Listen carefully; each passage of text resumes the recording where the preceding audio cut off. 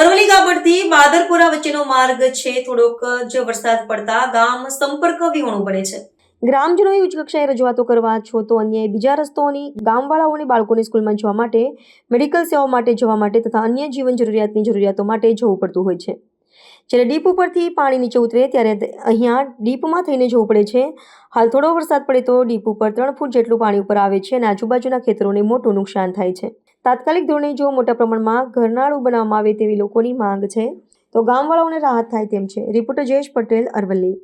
આ ડીપનો પ્રશ્ન વર્ષો જૂનો છે અને વર્ષોથી ગામવાળા સહન કરે છે, પણ વારંવાર રજૂઆત કરી, ઉચ્ચ કક્ષાએ કરી હોવા છતાં આ નથી બનતું. તો પ્રશ્ન એ છે કે આ બધા પુલ બને છે અને આ ગામના બધી વસ્તી ગાબડ સાથે તમામ વ્યવહાર જોડાયેલો છે અને મુખ્ય રોડ જ આ જ ગણાય આ ગામનું. એ તો એમની રીતે વૈકલ્પિક રસ્તે જઈને પૂરું કરે છે, પણ ચોમાસામાં તો એટલા હેરાન થાય છે કે આ પુલ બનાવવો જ પડે એવો છે અને આના માટે જેટલું બને એટલું જલ્દી કરો. આ તો આની રજૂઆત ક્યાં કરી, લોકો થાકી ગયા છે. મારું નામ પટેલ રાકેશ કુમાર બાબુભાઈ છે અને હું બાદરપુરાનો વતની છું.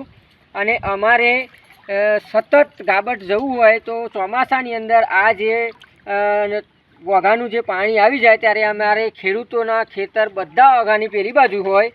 અમારે અવારનવાર ખેતરમાં જવા માટે પણ એટલી બધી આ પાણી આવે છે ત્યારે મુશ્કેલી પડે છે.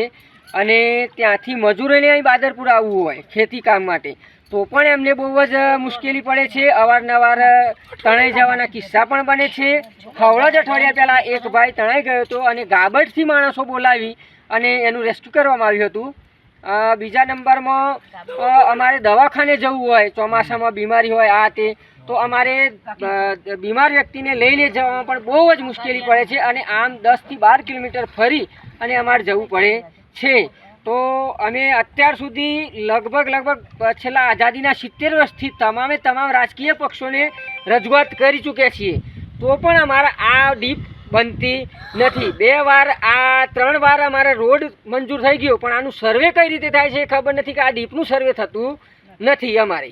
એક વાર છેલ્લા હિંમતનગર પણ એવું કહેતા, ગોધીનગર કોંગ્રેસ વાળા એવું કહેતા કે મને વોટ આલે નહીં, ભાજપ વાળા વોટ આલે તો ભાજપ વાળા જોડે એવું કહેતા હતા. એમ પછી તમે ભાજપ વાળા જોડે ગયા? ભાજપ વાળા જોડે તો અમે 30 વર્ષથી ભાજપની સરકાર છે, તો પણ અમારે આ ડીપ મંજૂર થતી નથી. અને અવારનવાર રજૂઆતો કરી છે અમે, એક વખત નહીં લગભગ 50 વખત રજૂઆતો કરી છે અમે. કોંગ્રેસ માંથી ભાજપ કોંગ્રેસમાં જાય એની વેલ્યુ સાથે મારી વેલ્યુ નથી એમ કહેજો કે છોકરાને સ્કૂલ જવા માટે તકલીફ પડે, જીવન જરૂરિયાતી લેવડ દેવડ બધી અમારે ગાબડથી થતી હોય છે એટલે અહીંયા જવા આવવાની બહુ તકલીફ પડે. સામેવાળું અહીં ના આવી શકે ને અહીંથી ત્યાં નથી જવાતું. માથાળું પણ અત્યારે હાલમાં વરસાદ નહીં તો અત્યારે આટલું પાણી જાય છે, તો વરસાદમાં કેવી પરિસ્થિતિ થતી હતી અમારી. એ જ કહેવું છે સરકારશ્રીને આટલી જ નમ્ર વિનંતી છે કે આ ગમે તેમ કરીને આટલું અમારે પુલનું નિરાકરણ કરી આપો.